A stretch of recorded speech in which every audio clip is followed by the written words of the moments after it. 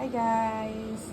This is our finished product of our steak earlier that we with caramelized onion, and then our pasta salad from Coles, and of course our curds, screaming soda,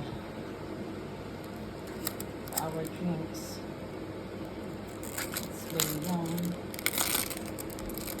This is I normally bought in Coles. I mean, for us to make our salad, just buy it ready made, and that's it. This is ready to serve. Yum.